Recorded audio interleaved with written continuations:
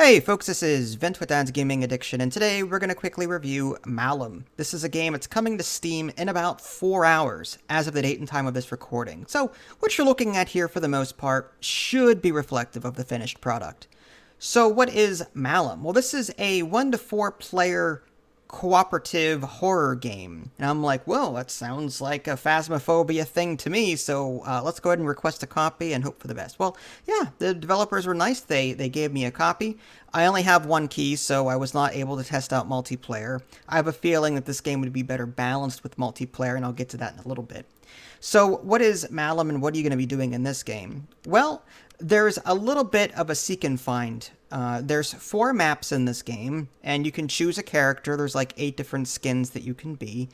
And you're going to go into this map, and you're going to look around with your flashlight, and you're going to try and find 3 symbols that are scattered around the level. Once you find all 3 symbols, you're going to open up your journal and match the symbol to the ghost type, or the creature type in this case. And there's a picture of a pentagram under each creature with the symbols required, or the items required. And you'll have to put these items in the correct spots on the pentagram that's somewhere in the level. So you might have to put gold, for example. You'll find gold in the level. Put gold in this corner of the pentagram. And then you might find this book. Put the book in this corner of the pentagram. And again, the order of the items will change depending on the symbols and, by extension, the ghost type. So once you've got that, you're going to be collecting all these items, putting them on the pentagram, and then if you're correct, an item will spawn that will let you kill the demon, and then you'll win. Okay? It sounds simple, right? It's not. This game is definitely not balanced at all for single player. There's 3 or 4 difficulty modes. There's an easy mode. I'm like, oh, that's good. On the one I spawned in, 20 seconds later died. Just as soon as the creature sees you, it will outrun you and kill you. There's no stopping it. Your sprint meter, again, it's kind of like Phasmophobia where everyone's got asthma. No one can run for a very long period of time. So if it sees you in single player, well, that's it. You're dead. And that's that. Once it catches you, game over. You lose the map, and that's it. I'm assuming in multiplayer there may be a revive system. I saw med packs scattered around the level, and I'm assuming that you can use those. But again, in single player, there are no second chances. There's no like extra lives, so to speak, to account for the fact or to offset the fact that you're playing alone. So that's why I said earlier that this game is kind of unbalanced for single player.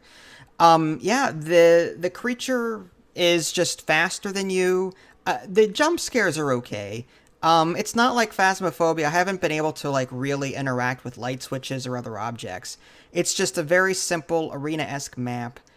Seek and find the symbols. Seek and find the items you need for the pentagram while avoiding the creature that's trying to kill you. That's the general gameplay flow, and you have to survive long enough to spawn that weapon and kill it.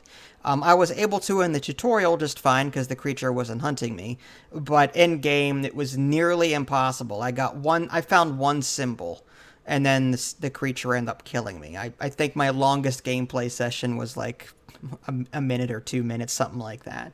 So I do and don't recommend this game as it stands. Again, this game is horribly unbalanced and difficult, and the game even advertises that on the store page. This game is hard, it will scare you. Fine, I like being scared. That being said, if you're going to put an easy mode in a game, you better darn well make it easy, because casual players aren't going to appreciate a hard experience on easy. I mean, that's just sorry. I know I'm frustrated with it, and I didn't want to play it anymore because it just seemed unfair. I didn't know the maps very well. I was just trying to get my bearings, and bam, I'm dead, you know? So I think the game's difficulty modes need to be looked at again, and easy mode made easy. Maybe make a 5-minute, 10-minute, don't hunt thing, where, like in Phasmophobia, on easy mode, the ghost will not hunt you for 5 minutes on easy. So I think something similar here, that way it's not insta-killing you as soon as you spawn in, you know? So yeah, I think more attention needs to be paid to the difficulty modes in this game. Balance it for single player so that the player actually stands a chance. Maybe increase the sprint bar to last longer than 5-6 seconds or whatever it is. That aside, those complaints aside, I really like the idea of a seek and find puzzle game where, you're trying to find the symbols in the map, you're trying to find the items, put them together. That's cool. I like that.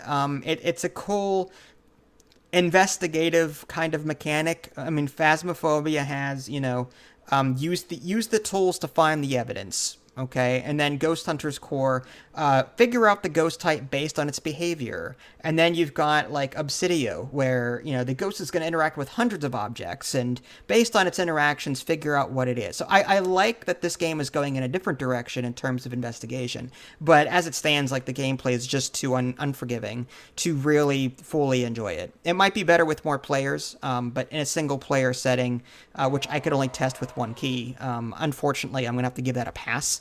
So I do and don't recommend this game. Possibly for multiplayer, having never tested it. Definitely not for single player as it stands right now. I don't know what the price is going to be, so that's also going to be one of those iffy things. If it's going to be over like $10, I may go, eh. But if it's like $5, something like that, where you can cheaply buy it for a group of friends and maybe play for a couple of hours, maybe that might be worth it. But again, you're going to have to just watch this and take a look at the gameplay, do your own research, and then determine whether or not you'd like to pick it up. If you guys haven't already, subscribe to me on Twitch and YouTube. That way you can stay up to date with any new content I'm going to publish. This is Vince. Thanks for watching, and I'll catch you next time.